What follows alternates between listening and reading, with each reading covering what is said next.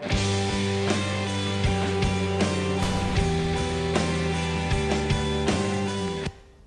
on avait discuté la dernière fois à propos de l'année de la foi, tu te rappelles? Oui, très bien. Mais finalement, je me suis rendu compte que je ne sais pas comment le vivre dans le quotidien. Très bien.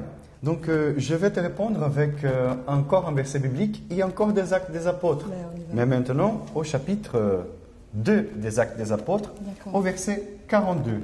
Donc ici, c'était après la Pentecôte, après la venue de l'Esprit Saint, après l'accomplissement de cette belle promesse de Jésus. Et ce sont les premiers chrétiens, les apôtres et les premiers disciples de Jésus. Ouais. Donc au verset 42 du chapitre 2, il s'est montré assidu à l'enseignement des apôtres, fidèle à la communion fraternelle, à la fraction du pain et aux prières. Okay. Donc, on voit très bien déjà ici, donc les apôtres, les premiers disciples, ils étaient remplis de la grâce de Dieu, remplis de l'Esprit Saint, et l'Esprit Saint le poussait à prier, à partager leur vie, à partager le pain. C'est déjà l'Eucharistie, c'est Jésus lui-même qui était présent dans cette communauté chrétienne.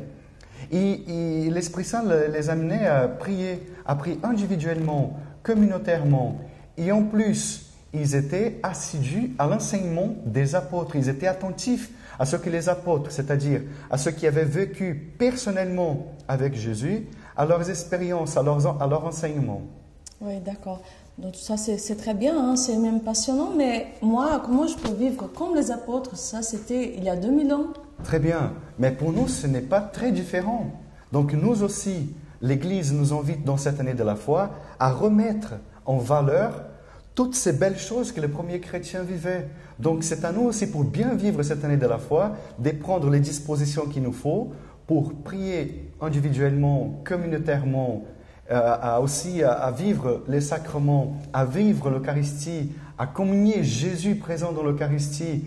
Donc aussi à être attentif à ce que l'Église nous enseigne à travers ces documents, à travers l'enseignement du pape. C'est lui la tête de l'Église sur terre aujourd'hui, notre pape Benoît XVI. Je peux te dire encore avec des petites histoires. Par exemple, est-ce que tu connais les 3 petits cochons? L'histoire de 3 petits cochons? Oui. Mais ça n'a rien à voir avec l'Évangile. Je peux te dire qu'il y a tout à voir avec l'Évangile. Par exemple, on prend l'exemple du premier petit cochon. Oui. Donc, il a construit sa maison avec des pailles. C'était une maison en paille. On peut dire que ce premier petit cochon, c'est comme un chrétien qui se fait baptiser et qui vient à l'église de temps en temps quand ça lui arrange. Surtout quand il est en mariage, encore quand il y a un autre baptême. De temps en temps, il vient. Très bien. Bon, le loup, c'est-à-dire le mâle, il vient souffler. Et quand le mâle souffle, quand le loup méchant souffle sur cette maison en paille, la maison, elle tombe par terre. Pourquoi? Parce que la foi, elle n'est pas vraiment solide.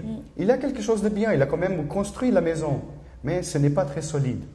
Le deuxième cas que nous avons, c'est justement la maison qui a été construite en bois. C'est le deuxième petit cochon. Il était un peu plus sage. C'est le cas de quelqu'un qui est baptisé et qui vient quand même à l'église régulièrement.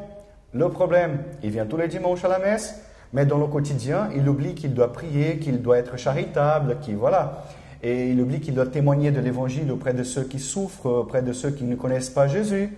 Et il ne vit pas comme un vrai chrétien dans le quotidien. C'est déjà bien, il vient à l'église quand même régulièrement. Mais bon, sa maison est quand même en bois. Le loup, il va souffler, il va avoir un petit peu plus du mal qu'avec le cas de la maison en paille, mais il peut réussir à mettre cette maison par terre. Le troisième cas, c'est le cas d'un bon chrétien qui veut vivre l'année de la foi qui est proposée par l'Église.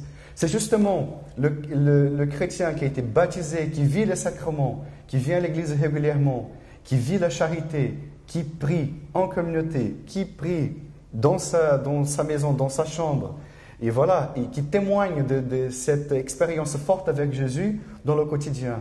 Voilà un cas qui est attentif aussi à ce que l'Église dit, qui est attentif au vécu de l'année de la foi. Si c'est un jeune, qui lit le Yucat.